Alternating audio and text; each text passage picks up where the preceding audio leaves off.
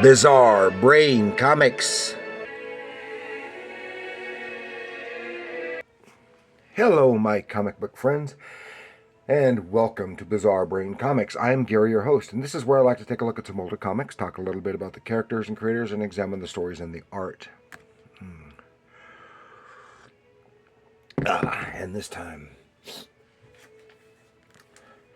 we're going to take a look at this volume here.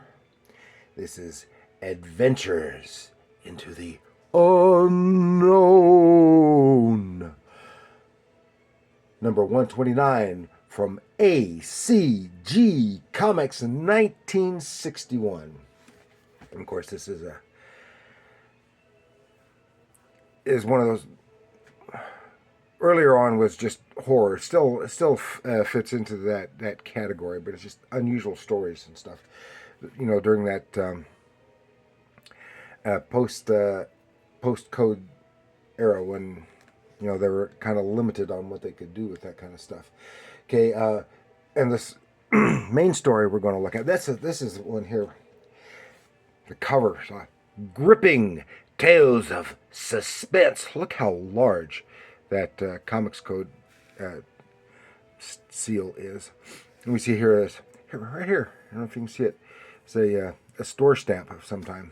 It says 16PN, I think. I don't know what that is. Anyway, 12-cent cover price. We see this lovely drawn cover illustration drawn by Kurt Schaffenberger. And he's not inside. But an aviator bailed out of his flaming plane that's going down to crash and burn with Sans parachute. But what is this? This winged man. What is he? An angel? A flying angel? An angel man of some kind? Comes flying down to save him as the Japanese Zero is bratting at him. Well, that's not the way it happens in the story, but it gives you a good idea. And our lead story here, which is Prehistoric Island, was written by Derek Rutherford with art by Pete Costanza. Now, both Pete Costanza and Kurt Schaffenberger were earlier very closely associated with Fawcett's Marvel family stories. And then later, they both became very closely associated, again, with DC's Marvel Shazam characters, as well as DC's Superman titles. Now, ACG, which is American Comics Group, it's a comic publisher that started in 1939. It published the first ongoing horror comics title, Adventures into the Unknown, this very title here. And they also published, Herbie Popnecker, who is known as the Fat Fury. He's their best-known satirical humor character, and he was in Forbidden Worlds. I'd like to have some. Have had some, but I'd like to see more of Forbidden Worlds. And the publisher was founded by Benjamin W. Sanger, and they operated until 1967. And I have to ask, in this, and you'll see why, this story, Prehistoric Island, if that was in whole or in part inspired by DC's own ongoing features in some of their war titles, primarily Star Spangled War, of the war that time forgot. Because you'll see there are similarities and differences. And it's some really nice artwork we see in here. And it doesn't necessarily fit for a horror genre, but this is the unusual. Prehistoric Island, we see this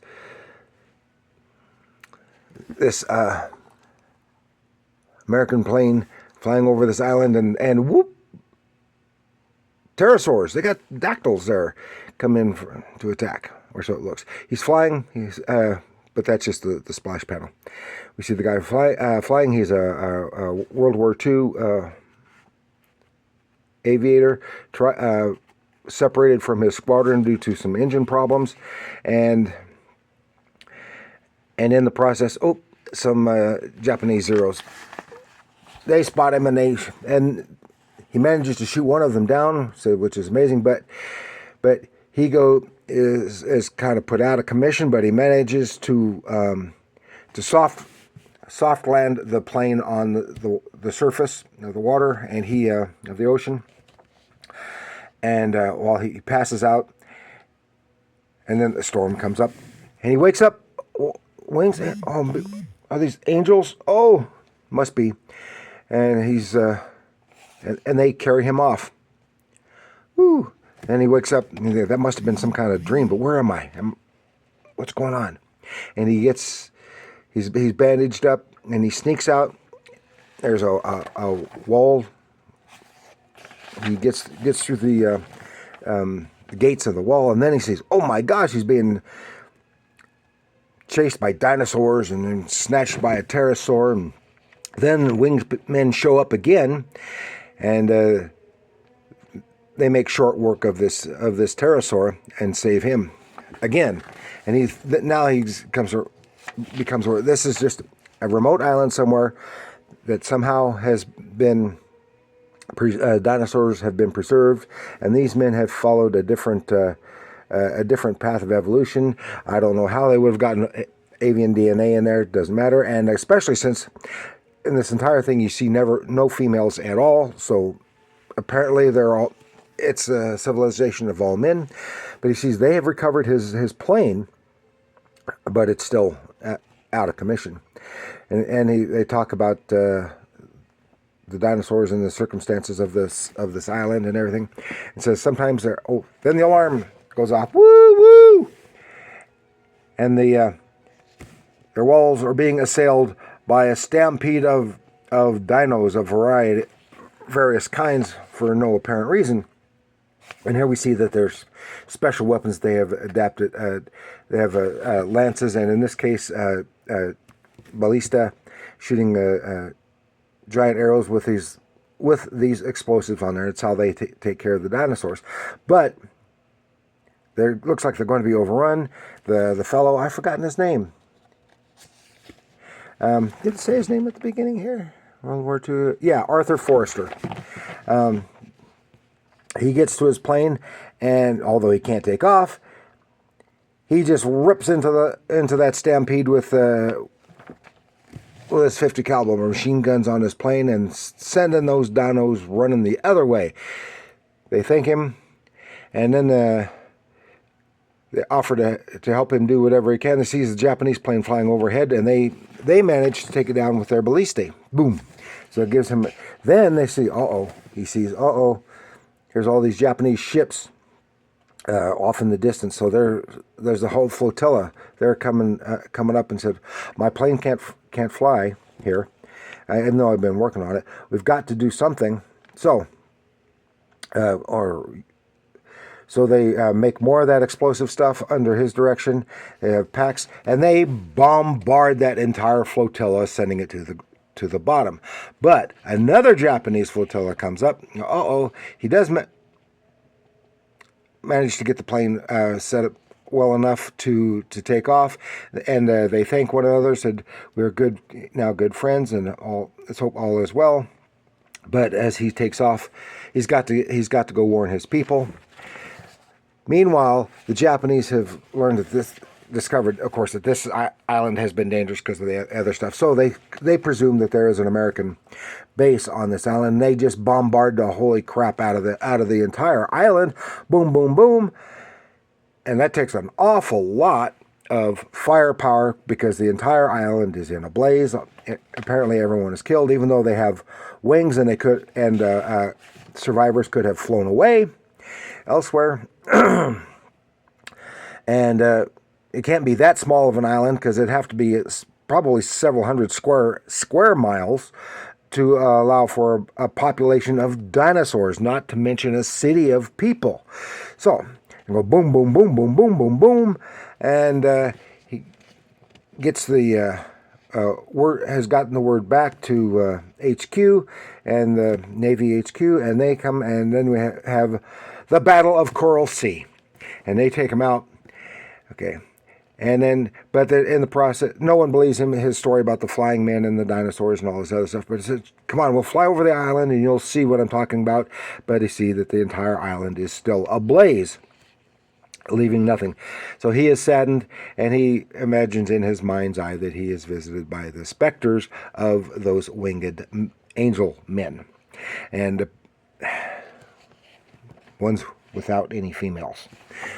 Then we go, just a little story. It's not actually a story. It's just to talk about the history of the horseshoe as a good luck symbol and where it may have come from. Some stories about that. Then we have if it'll come on, doesn't want to open. Another little short story. Unknown rescuers. About a poor couple that get married and have a baby. The mother dies. Then by accident, some accident sets the house ablaze. The nanny is unable to get into the house to save the baby. But it appears that the ghost of the dead mother has saved the baby. And a man in the picture. And here we have features the writer and the artist right up here. And on this one, the man in the picture, it's just some guy hunting, goes into where he's warned away from called the haunted forest, and it turns out, well, he seems to be captured by a tribe of American Indians, and the people don't live like that anymore, and he's captured and is going to be tortured and stuff, because this takes place in the 50s, I imagine.